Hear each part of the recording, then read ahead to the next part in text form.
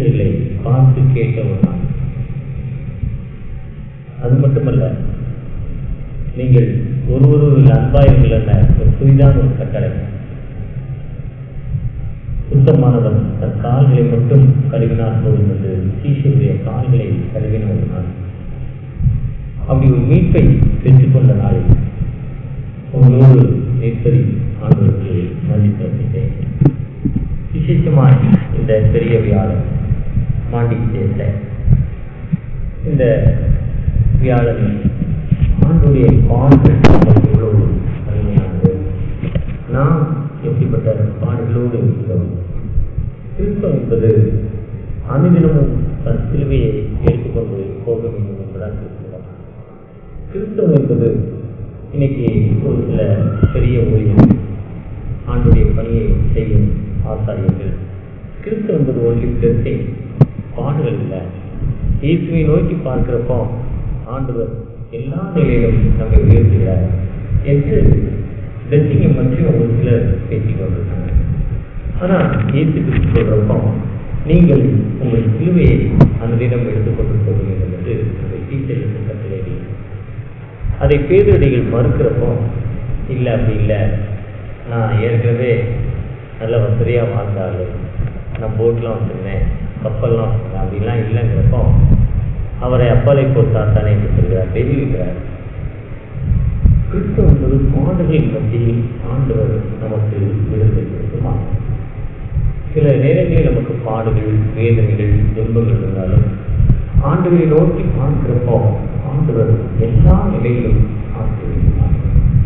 அந்த பாடுகள் மத்தியில் விட்டு கொடுத்த ஆண்டவரை நோக்கி பார்ப்பதான் சங்கீதம் 111 என்று நாம் வாசிக்க கேட்ட சங்கீதம் விசேஷ ஒரு சங்கீதம். அதில் கடைசி வசனம் எவ்வாறு சொல்வது? கர்த்தருக்கு பயப்படுதலை ஞானத்தின் ஆரம்பம், அவருடைய கற்பனைகளின்படி செய்கிற யாவுக்கும் நற்புத்தி உண்டு, அவர் புகழ்ச்சி என்றைக்கு முடியும். கர்த்தருக்கு யார் பயப்படுறோமோ அதுதான் ஞானத்தின் ஆரம்பம், விஞ்ஞானம் என்று சொல்லுவது. நம்ம ஆண்டவருக்கு பயப்படுகிற மக்களாய் காணப்படுகிறோமா? அடுத்துள்ளார், அவருடைய கற்பனைகளின்படி செய்கிற யாருக்கும் நற்புத்தி உண்டு, நல்ல சிந்தனைகள், நல்ல செயல்பாடுகள் உண்டு என்று சொல்கிறார். அப்படி செய்கிற ஆளுக்கு அவருடைய புகழ்ச்சி என்றைக்கும் நீக்குகிறார். அந்த புகழ்ச்சி மலையின் மேல் இருக்கும் பட்டணத்தை போல எழுப்பி பிரகாசி உன் ஒளி வந்தது என்ற வார்த்தை போல, எந்த மனுஷனை பிரகாசிக்கிற ஒளியை அந்த மெய்யான ஒளி என்பதை போல அவருடைய கற்பனைக்கு யார் பயப்படுறோமோ அவர்களுக்கு ஞானத்தை கொடுக்கும் ஆண்டவர். எந்த நேரத்தில் என்ன பேசணும், யார்கிட்ட என்ன சொல்லணும், இதை என்ன செஞ்சா என்ன நடக்கும் என்கிற ஒரு அந்த கேரம் போர்டு செஸ் விளையாடுறப்போ அந்த காயை எப்படி அவங்க அழகாக நகர்த்தாங்களோ அதே மாதிரி வாழ்க்கை என்பதை வச்சிருக்காங்க. செஸ்ஸை பற்றி சொல்றப்போ ராஜா, ராணி, கேப்டன், சிப்பாய், தளபதி, அங்கிருந்து செக்கு, ராஜா அடுத்த ராஜா வலிக்கிறார், சிப்பாய் அடிக்கிறாரு, அப்படி செக் வச்சுக்கிட்டே போறாங்க. இப்போ செக். ஆனால் எல்லாம் அந்த விளையாட்டு முடிஞ்ச பிறகு அந்த காயினை எடுத்து எங்கே போடுறோம்? ஒரு டப்பாக்குள்ள போட்டுறோம். இப்போ யாரெல்லாம் இல்லை? ராஜாவும் இல்லை, மந்திரியும் இல்லை, சிப்பாயும் இல்லை, தளபதி இல்லை, எல்லாரும் ஒன்று தான். ஆண்டுடைய சரிதாரத்தில் வந்துட்டு நீங்கள் நானும் எல்லாரும் ஒன்று தான். இங்கே உயர்ந்த ஜாதி, தாழ்ந்த ஜாதி, ஐஏஎஸ், ஐபிஎஸ், குருவானவர் என்று இல்லை. அவருடைய சரிதாரத்தில் எல்லாம் நம்ம அவருடைய பிள்ளைகள், எல்லாம் அவருடைய ஏற்றத்தாழ்வு இல்லை. அவர் ஏற்றத்தாழ்வு இல்லாமல் நம்மை பார்க்கும் மக்கள். அதுதான் அவர் பிறந்த பொழுது லூக்கா 2ஆம் அதிகாரத்தில் எல்லா மக்களுக்கும் இருந்த சொந்தத்துக்கு நன்றி, கிரேட் தமிழ் ஸ்டூடெண்ட், எல்லா மக்களுக்கும் நன்றி. ஒரு கூட்ட மக்களுக்கு இல்லை, ஒரு யூதேய மக்களுக்கு இல்லை, ஒரு இஸ்ரேல் மக்களுக்கு இல்லை, ஒரு அடிமைப்பட்ட மக்களுக்கு இல்லை, ஒரு ஆண்டுடைய பணியை செய்யும் மக்களுக்கு இல்லை, காணிக்கை கொடுக்குற மக்களுக்கு இல்லை. யார் கொடுக்குறானோ யார் கொடுக்குறியோ எல்லா மக்களுக்கும் நன்றி. அவர் ஏற்றத்தாழ்வு இல்லாமல் பார்க்க மாட்டார். அதுதான் அவருடைய கட்டளை. ஆண்டுடைய கட்டளை என் மக்கள் வாழ்வதற்கு, என் மக்களை பரிசுத்தப்படுத்தி என் மக்களை நீ சுத்தம் பண்ணு, இந்த மலையை வர வேண்டாம், நீ மேலே வா, உனக்கு ஒரு கட்டளையை தருகிறது. மோசே ஐயாட்ட ஆண்டவர் வானத்தை மூடிட்ட இறைவன் கடவுள் கூப்பிட்டு கொடுக்குறார். அது கொடுக்குறப்போ 10 கட்டளை இந்த பிரமாணங்களை ஏற்றுக்கொள்ளும் சுவாமி என்று நாம் ரொம்ப நேரம் வாசிக்கிறோம். அது ரொம்ப நேரம் டைம் இல்லை, நமக்கு நேரம் இல்லை, ஒரு வேகமான உலகத்தில் இருக்கிறோம், இன்னைக்கு SMS காலத்துக்குள்ள இருக்கிறோம். லாஸ்ட் டைம் வரப்போ இந்த சர்ச்சுக்கு வர்றது தெரியாமல் இன்னொரு தெருவில் போய் சுற்றிட்டு வந்தேன். நான் சங்கீதராசிரியர்கிட்ட கிளம்புறப்போ கேட்டேன், நான் சொன்னது அவருக்கு புரியல, அவர் சொன்னது எனக்கு புரியல. நான் லொக்கேஷன் அனுப்புங்கன்னு சொன்னேன், அவர் லொக்கேஷன் அனுப்புனேன். அந்த முனையில் ஜமாலியா முனையில் வந்து லொக்கேஷன் ஆன் பண்ணேன், கரெக்டாக வழியாக கொண்டாந்து. இந்த அளவுக்கு மதுரைக்கு வழி நான் வாயிலையா ஏன்னா எனக்கு கேட்கணும் டிவி சர்ச்சி எங்கே இருக்குது. போன வருஷம் வரப்போம் அப்படிதான் கேட்டேன், கிறிஸ்துமஸ் காலங்களில் வரப்போம். ஆனால் இன்னைக்கு லொக்கேஷன் அனுப்புனா அந்த அளவுக்கு அட்வான்ஸ் டெக்னாலஜியில் நம்ம போயிட்டோம். அதே மாதிரி நம்ம அட்வான்ஸாக போயிடுவாங்கிறது தான் ஏசு கிறிஸ்து வந்தப்போ என் மக்கள் அட்வான்ஸ் ஆகிடுவாங்கிறது தான் மார்ச் 12, 29, 30 சொல்றாரு. நம்முடைய கட்டளைகளை ஸ்டார்ட் பண்ணி கொடுக்குறாரு. இவைகள் என்னன்னா, இஸ்ரவேலை கேள், உன் தேவனாகிய கர்த்தர் ஒருவரே. இதில் கொப்பாய் இருக்க 2வது கற்பனை என்னவென்றால், உன்னிடத்தில் அன்பு கூறுவதில் பிறரிடத்தில் மன்பு கூறுவது. இதுதான் கற்பனை. நாம் லவ் டு அனதர், நம்முடைய அன்பு அடுத்த மக்கள்கிட்ட கொடுக்குறோமா, அடுத்த மக்களை நேசிக்கிறோமா? இதை நான் சிந்தனைப்பட்டிருப்போம். இன்னைக்கு அன்பை பற்றி பேச முடியாது. பாரம்பரியமாக லைஃப் ஸ்டைல் சிஎஸ்ல இந்த டெக்ஸ்ட் தான் வாசிக்கிட்டே இருப்போம். இந்த 4 டெக்ஸ்ட் யாத்திராகமும் 12ஆம் அதிகாரம் நம்ம ஜெப புத்தகத்திலே இதை போட்டிருக்காங்க. யோவான் 13ஆம் அதிகாரம், சங்கீதம் 111, மத்தேயு 26, 30 46 4 வார்த்தைகள். பொதுவாக 6 டெக்ஸ்ட், 6 பாடல்கள் அருளுரைகள் கொடுக்கப்பட்டிருக்கும். 4 வாசிப்பதற்காக கொடுக்கப்பட்டிருக்கு. ஆனால் இன்னைக்கு 4லே எல்லாம் மாற்றி இருக்கும். ஆனால் இதனுடைய பேசிக் என்னன்னா அன்பு, லவ். அந்த அன்பு தான். இதை நான் திங்க் பண்ணுறப்போ எனக்கு 2ஆம் வகுப்பில் படித்த ஒரு கதை ஞாபகம் இருக்குது. 2ஆம் வகுப்பு அப்படியோ அந்த படம் போட்டிருப்பாங்க. ஒரு வரப்பு, ஒரு வயல், ஒரு வரப்பில் நெல் போட்டிருக்கு. வரப்பில் தான் போகணும். வரப்பு என்பது ஒரு 3 இன்ச்சு இல்லை 4 இன்ச்சு அகலம் தான். அதுதான் பாதி. இந்த அகலம்னா இதுதான் வரப்பு. இதில் தான் ஒரு ஆள் நடந்து வரணும். இதில் இன்னொருத்தர் இல்லை. இதில் ஒரு ராஜாவுடைய மகன் வர்றாரு. அவருக்கு கீழே ஒரு 50 பேர் வர்றாங்க. ராஜா வாழ்க. இன்னொரு ராஜா மகன் இங்கிருந்து வர்றாரு. இது பொதுவான பூமி. நீங்கள் ஒரிசா மாநிலத்துக்குன்னா ஒரிசா, சத்தீஸ்கர், தெலுங்கானா 3 மாநிலங்களும் தேடிகிற ஒரு பாயிண்ட் இருக்கு. அதே மாதிரி இந்தியாவில் அநேக இடங்களில் மத்திய பிரதேஷ், ராஜஸ்தான், குஜராத்துக்கு போனீங்கன்னா 3 மாநிலங்களும் தேடிகிற ஒரு இருக்கு. அதே மாதிரி இந்த 2 நாட்டுக்கும் சேர்ற இடம். இப்போ இந்த ராஜா கூட வருவன்னு சொல்றாரு, எங்க ராஜா பெரியவர், அவர் தான் போது நீ இறங்கி வழிவிடு. இப்போ ஒருத்தர் இறங்கினாதான் இன்னொருத்தர் போக முடியும். இன்னொருத்தர் சொல்றாரு, எங்க ராஜா எவ்வளவு பெரிய ராஜா தெரியுமா, எங்க ராஜா எவ்வளவு பெரிய வல்லமுள்ளவர் தெரியுமா, எங்க ராஜா தான் போவார். 2 பேருக்கும் வாக்குவாதம். இப்போ 2 அரசுடைய இளைஞர்களும் ஒருத்தருக்கு முன்னால் நின்றுட்டு இருக்காங்க. பின்னால் இருக்கவங்க சண்டை போடு, இறங்குறாங்க, இவன் இறங்குறாங்களா, இப்படி சண்டை நடந்து கொண்டே இருக்கு. எப்படின்னா எங்கள் பகுதிக்கு ஒதுக்கப்பட்டிருக்கீங்கன்னா ரயில்வே கேட் இருக்கு. ரயில்வே கேட்டில் மூடிடுவாங்க. மூடினோடனே ரூட் போகும். ரூட்டு போனோன்னா வண்டி போகணும். எல்லா 2 வீலரும் கிட்டத்தட்ட 2000 2 வீலர் போய் முன்னால் வந்துடுவோம். எல்லாரும் முன்னாங்க, அங்கேருந்து முன்னால். இப்போ யாருமே போக முடியாது. இதுக்கிடையில் லாரிக்காரர் என்ன பண்ணுவார், அந்த ஏரியாக்காரு, நீங்கள்லாம் போகிறதுக்கு நான் வாங்கி விடணுமா, நான் இன்னும் இந்த ஏரியாக்காரர் நான் விடுவானால அவர் பஸ்கீரை போட்டு கிளச்சு அமுக்கி காலையும் உடைச்சி அவரும் விட மாட்டார். அவர் 1 நிமிஷம் என்ன சின்ன கேப்பில் 2 வீலர் ஓடிடும். அவருக்கு டீசல் மிச்சம், கால்வெளி மிச்சம், டைம் மிச்சம். ஆனால் அவர் சிந்தனைப்பட்டதில்லை, விட்டு கொடுக்குறதில்ல. இது பிராக்டிக்கலாக தினமும் என் வாழ்க்கையில் நான் அனுபவிச்சுக்கிட்டே இருக்கேன். சந்தோஷமாக அனுப்பேன், திட்டுக்கிட்டே அனுப்பேன். ஓரமாக 1 நிமிஷம் நின்றா ஒரே ஒரு செகண்டு எல்லாரும் போயிடலாம். ஆனால் நான் முன்னால் போனாங்க ஸ்கூல் டைமில் மூடிட்டாங்கன்னா பார்த்தீங்கன்னா எங்களுக்கு ஒரு ஸ்கூல் இருக்குது, டேனியல் மெட்ரிகுலேஷன், 4000 பிள்ளைகள் படிக்கிறாங்க. பக்கத்தில் ரயில்வே கேட்டு மூடிட்டு அந்த ஸ்கூல் டைமில் மூடினா ரொம்ப ரொம்ப ஹாப்பியாக நிற்கணும். வரமா யாருமே போக முடியாது. ரயில்வே கேட் திறந்து 20 நிமிஷம் போக முடியாது. இதுதான் மனித வாழ்க்கை. விட்டு கொடுக்குற தன்மை இல்லை. நம்ம விட்டு கொடுத்தாலே ஒரு அன்பு, லவ். இதுதான் ஜீசஸுடைய மலைப்பிரசங்கம். அப்படியே அழிந்து 6 7. இதைத்தான் காந்தியடிகள் சொல்றப்போ காந்தி சேனைன்னு சொல்கிறார். காந்தி சேனைன்னு எல்லா மக்களும் அவர் பார்வையில். இது ஒரு ஜாதிக்கு ஒரு தலைவர் இல்லை. நம்ம ஊரில் எங்கே போனாலும் ஒரு தலைவருடைய சில இருக்கும். அப்போ இந்த ஜாதிக்காரங்க இல்லாதீங்க இருக்காங்க, நம்ம புரிஞ்சுக்கணும்.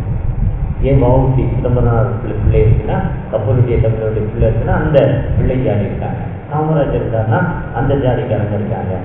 பாபி அம்பேத்கர் சில இருந்தால் அந்த ஜாதிக்காரங்க உள்ள இருக்காங்க. இல்லை ஒரு அரசோட சிறந்த ஜாதிக்காரங்க உள்ள இருக்காங்க. அப்போ நம்மளே நம்ம என்ன பண்ணிக்கிறோம், அடையாளப்படுத்திக் கொள்கிறோம். இது தமிழ்நாட்டில் தான் ரொம்ப அதிகம். இந்தியாவில் பார்த்தீங்கன்னா இப்படி சிலைகள் ஊருக்கு ஒரு செலவு வச்சு டிராஃபிக்கை கலடா பண்ணி டிராஃபிக் போகாமல் கலடா பண்ணுறதுன்னா தமிழகத்தில் தான் ரொம்ப அதிகம். இந்தியாவிலே நானும் இந்தியாவில் எல்லா மாநிலமும் போயிட்டு வந்துட்டேன் ஆண்டுடைய திருவையில்.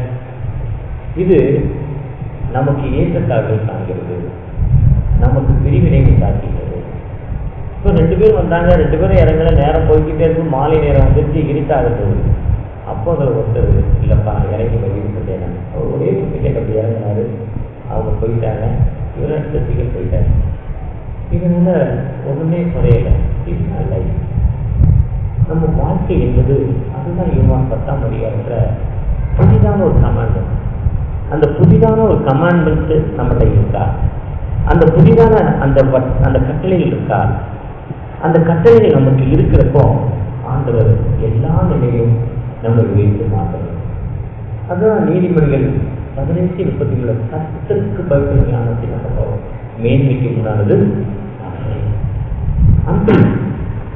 அந்த சாலமோன் சொல்றப்போ, சாலமோன் ராஜா சொல்றாங்க, சங்கீதக்காரன் சொல்றப்போ கர்த்தருக்கு பயப்படுகிற ஞானத்தின் ஆரம்பம். நம்ம ஆண்டவருக்கு பயப்படுகிற மக்களால் காணப்படுகிறோமா? ஒரு விட்டு கொடுக்கிற தன்மை நம்மகிட்ட இருக்கா?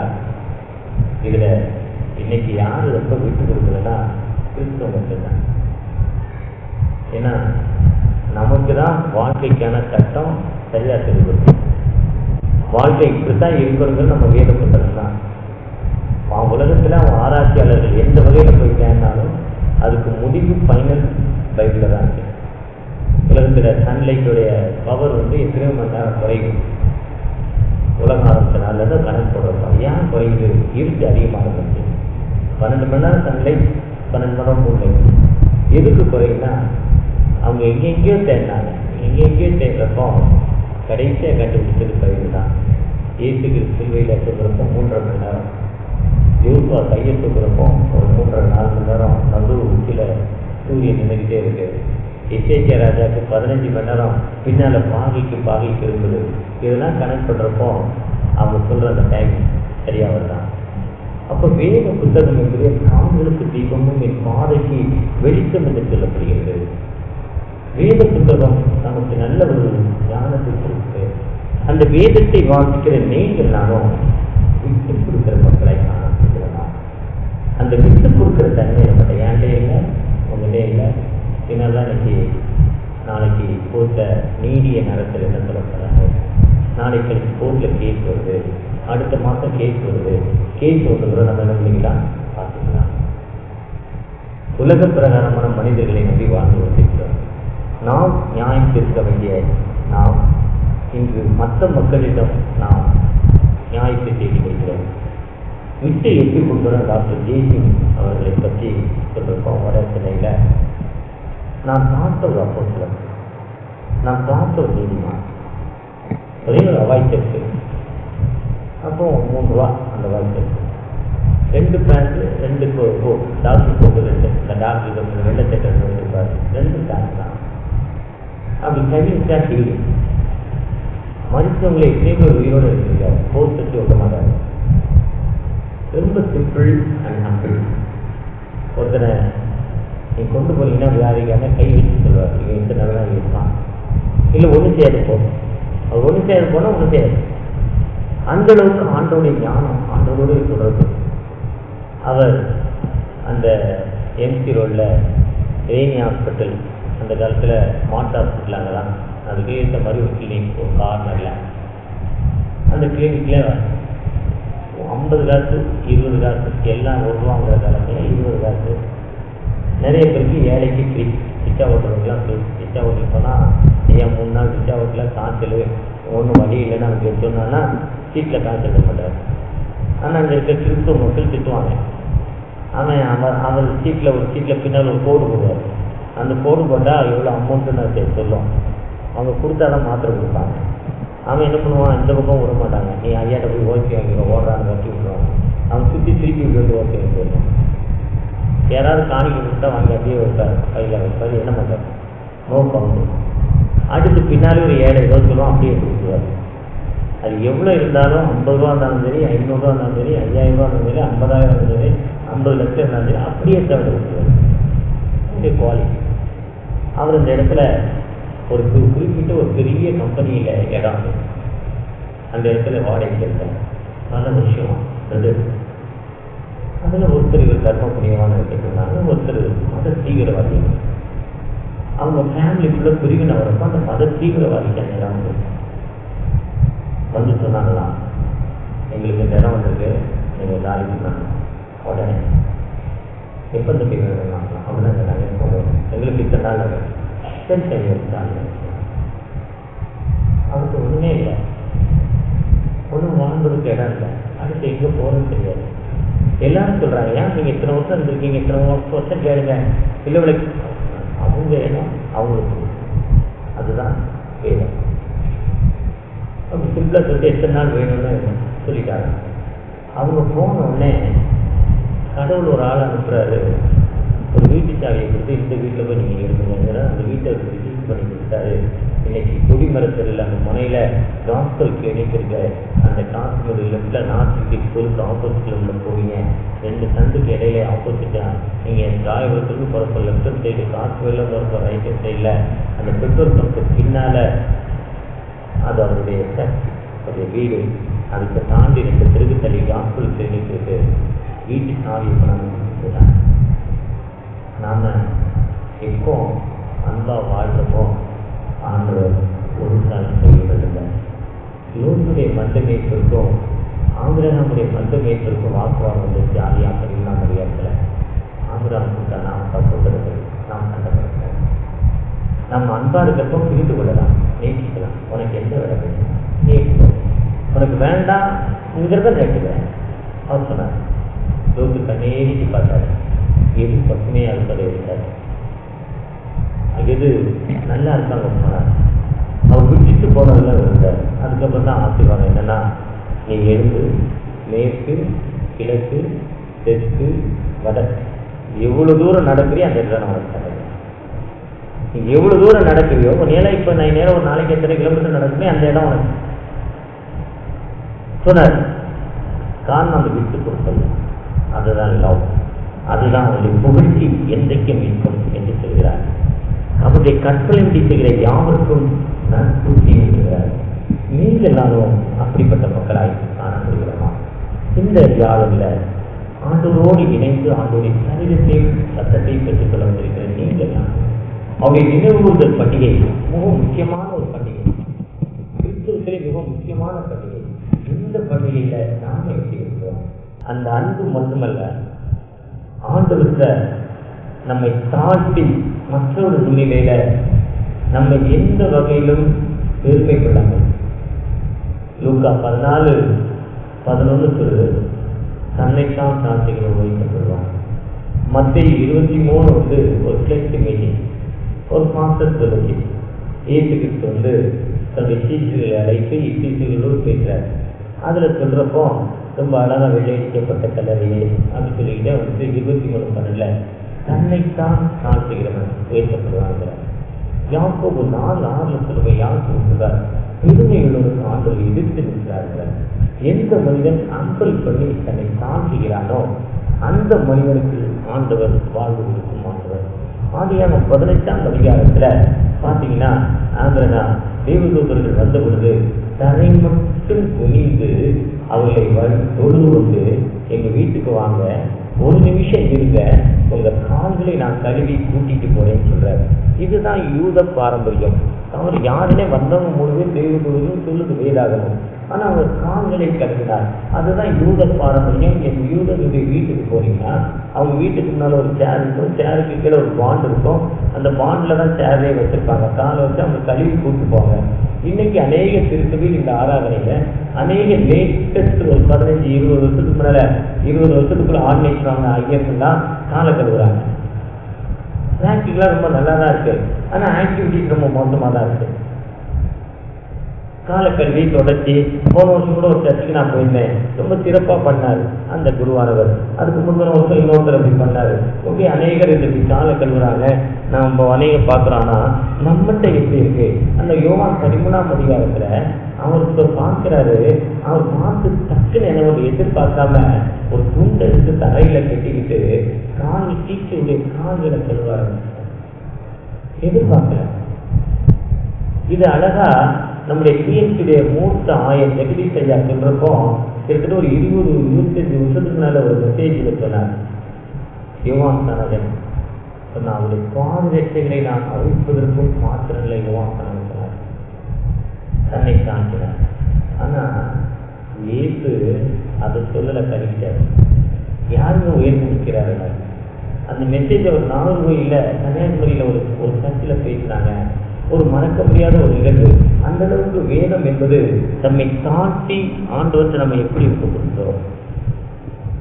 ஆஸ்திரேலியா ஆக்சன் டெய்லர்ங்கிற ஒரு பிரச்சனையா வந்தார். சைனால அந்த தீவிரவாதிகள் மத்தியில் ஊழியம் பண்ணுறார். ரொம்ப சிறப்பாக, ரொம்ப அழகா, ரொம்ப நேர்த்தியாக, ரொம்ப நல்லா பண்ணார்.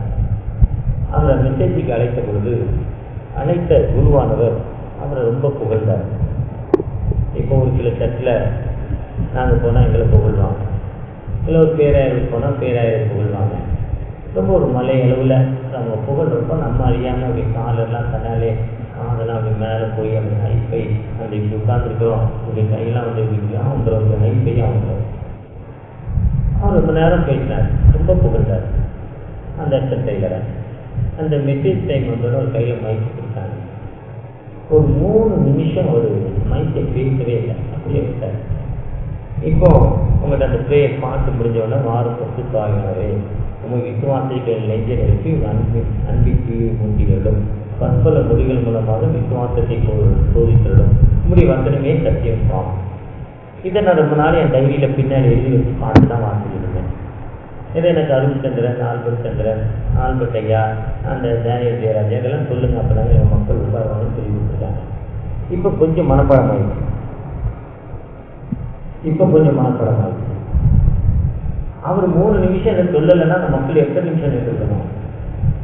3 நிமிஷம் அதுவும் சொன்னார். சந்தன சொன்னாரா, இப்படியே ஆண்டு நிமிஷம் என்ன பண்ண முடியல, நான் பெருமைப்படுறதுக்கு ஒன்றுமே இல்லைங்க, நான் நிர்மூலமாக சொல்லக்கூடிய பெருமை ஆள் இவரும் வகை புதிய என் நீதி நிமிஷம் என்னை ரசிக்கலை, உங்களுடைய இறக்கத்தின் முடியும் மறுஜென்ம சுவாசத்தின் முடியும் புதிதாக்கப்பட்ட பொருட்கள் வல்லமையாக நீங்கள் என்னை பாதுகாத்துருக்கீங்க. என்னுடைய 65 வயது 50% போயிட்டேன். 65 வயது வரை எனக்கு ஆண்டவர் வாழ்வு கொடுத்திருக்கிறார். எனக்கு காலையில் ஒரு 6 மணிக்கு ஒரு சர்ச்சுக்கு மெசேஜுக்கு போயிட்டு என்னோட சர்வீஸ் 5 மணிக்கு முடிச்சு போய்கிட்டு இருக்கேன். ஒரு வயதான பெரியவன், ஒரு முகமரியன், தொழுகையை முடித்து கொண்டு ஏதோ ஒரு அவசரமாக 2 வீலரில் போகிறார். கிட்டத்தட்ட 75 வயதுக்கு மேலே இருக்காங்க. கொஞ்சம் அப்படி மூவ் பண்ணார். அந்த வயதினுடைய கொடுமையை அவரால் கண்ட்ரோல் பண்ண முடியல. கீழே அப்படியே இல்லை. நான் ஒரு மாதிரி ஒரு காரில் போகிறேன், காரை நிப்பாட்டி பார்க்குறேன், ரொம்ப ஒரு மாதிரி ஆகிட்டேன்.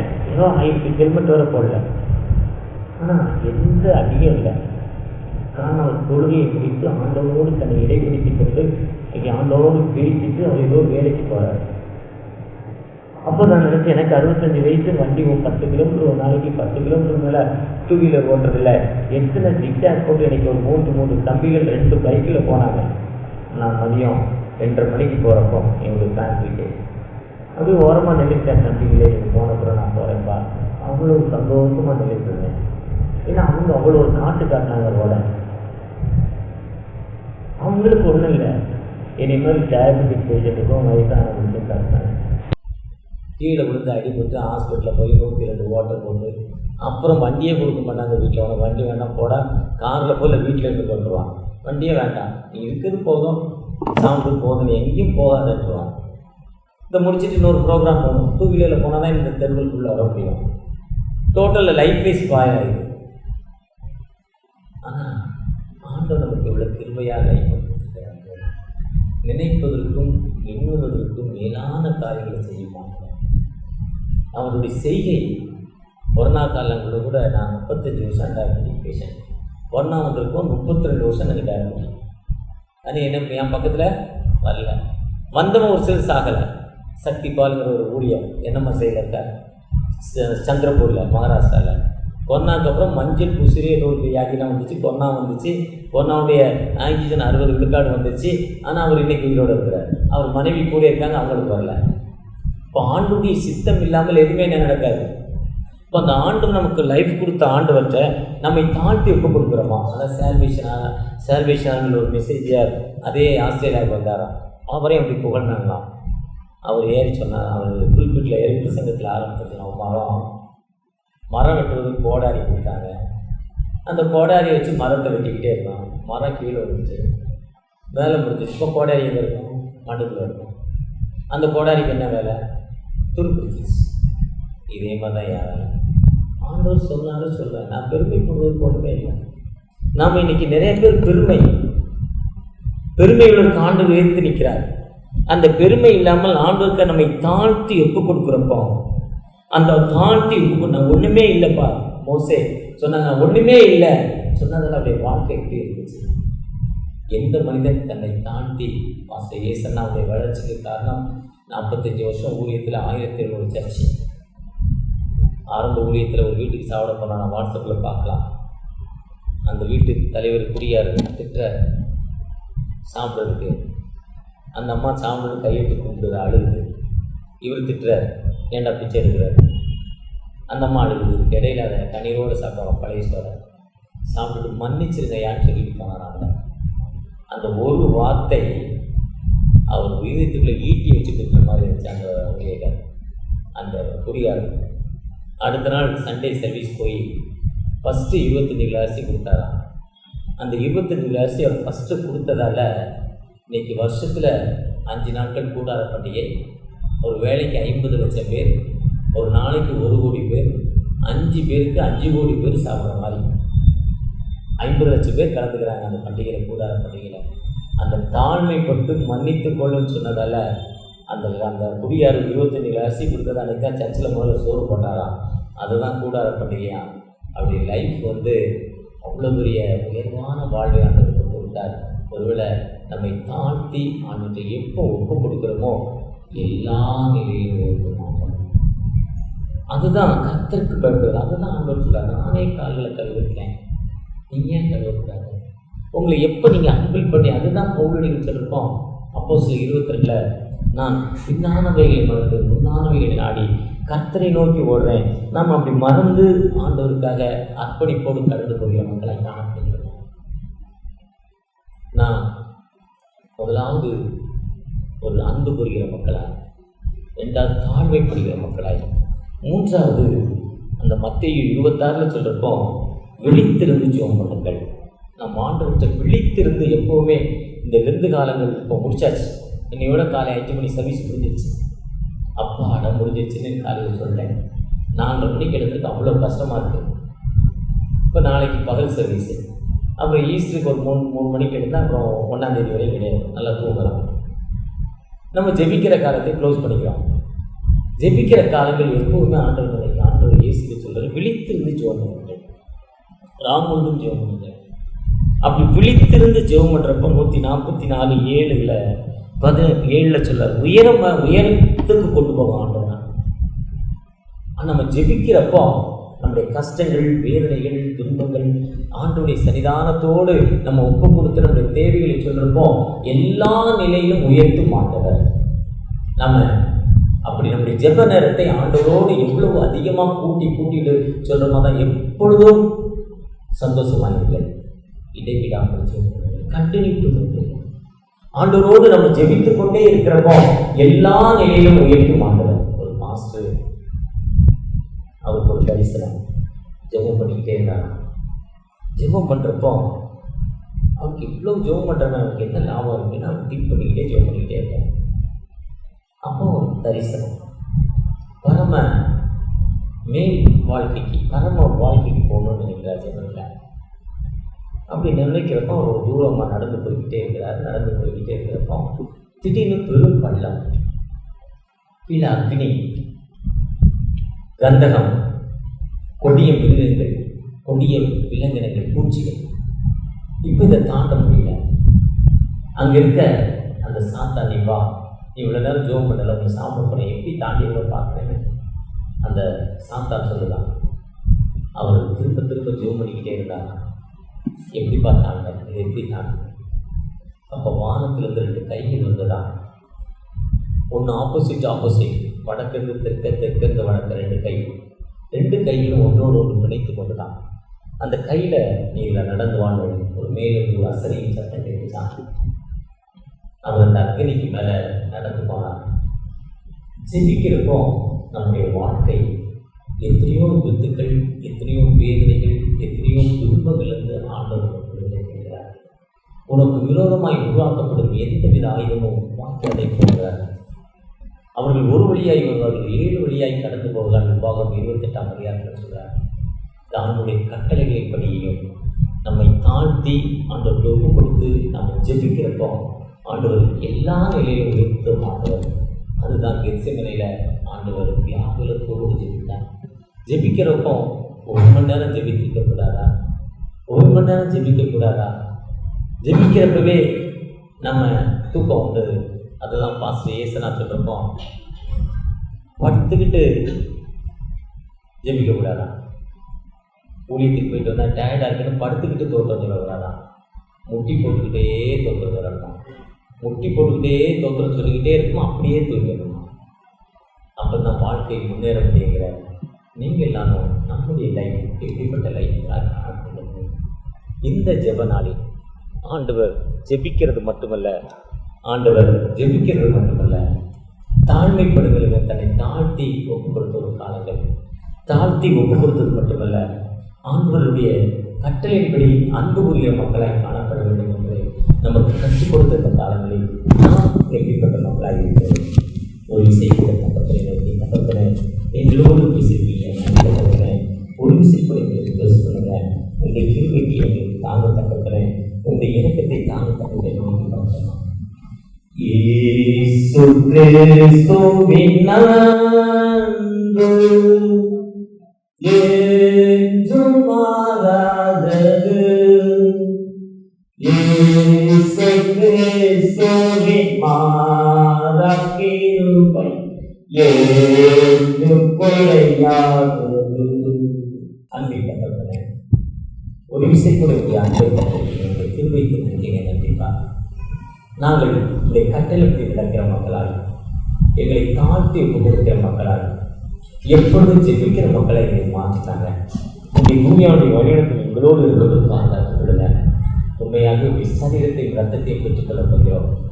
பெற்றுக்கொண்டப்ப நாங்கள் சோதி தெரிந்து கொண்டு வருகிற 11:28 எக்ஸாம்பிள் என்னை சோதி தெரிந்து நான் அதை பெற்றுக்கொள்ள தீர்வு செய்வேன்.